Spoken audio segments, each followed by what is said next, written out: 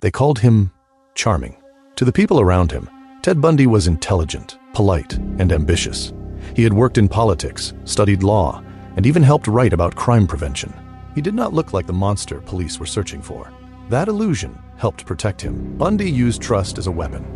Sometimes he wore his arm in a sling. Sometimes he walked on crutches.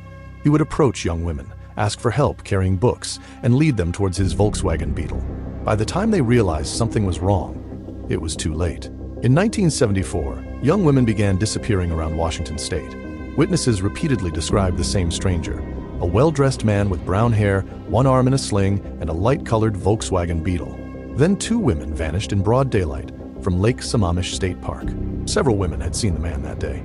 He wore a white tennis outfit, spoke politely, and asked for help unloading a sailboat from his car. He even introduced himself by name, Ted.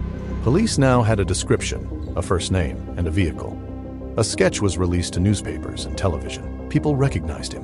One of Bundy's former co-workers contacted police.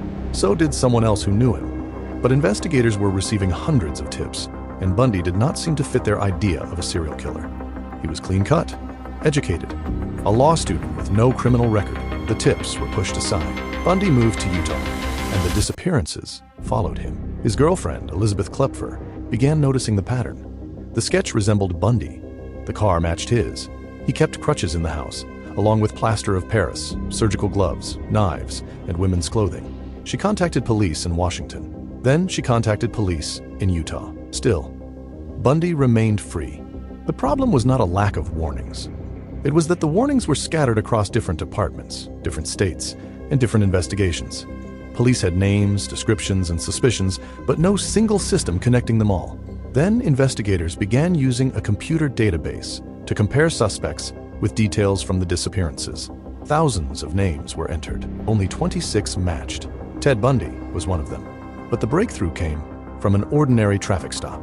A police officer in a Salt Lake City suburb noticed Bundy driving suspiciously and pulled him over. Inside the Volkswagen, officers found a ski mask, handcuffs, rope, trash bags, a crowbar, and an ice pick. It looked like a kit built for abduction. Police searched Bundy's home, but they still did not have enough evidence to hold him. He was released, placed under surveillance, and continued to deny everything. Then, Bundy made a mistake. He sold the Volkswagen. Investigators seized the car and searched it carefully. Inside, they found strands of women's hair that appeared to connect the vehicle to murder victims. Bundy was placed in a lineup and identified in connection with an attempted abduction.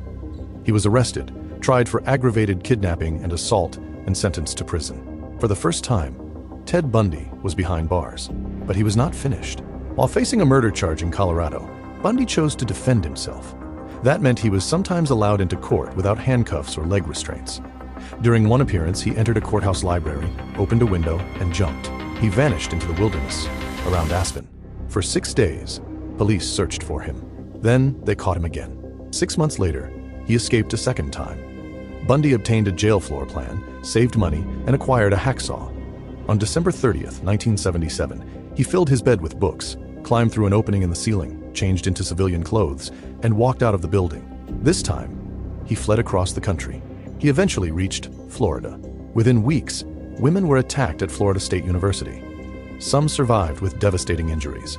Bundy later abducted and murdered a 12-year-old girl. Once again, he believed he could keep moving. Once again, a traffic stop ended everything. A police officer noticed Bundy driving a stolen car and pulled him over. Bundy resisted, kicked the officer, and ran. The officer fired warning shots, chased him, and tackled him to the ground. Bundy fought for the gun. He lost. As he sat handcuffed in the police car, the officer still did not know who he had captured. He had no idea the man beside him was one of America's most wanted fugitives. Bundy reportedly looked at him and said, "I wish you had killed me." He would eventually confess to 30 murders, although the true number may have been higher. On January 24th, 1989, he was executed in the electric chair. Ted Bundy was not caught by one perfect clue. He was caught through witness descriptions, repeated tip-offs, a computer database, forensic evidence, surveillance, and 2 alert police officers who stopped the right car. But he had been identified long before his final arrest. People had recognized his face, his name, his Volkswagen, his tricks.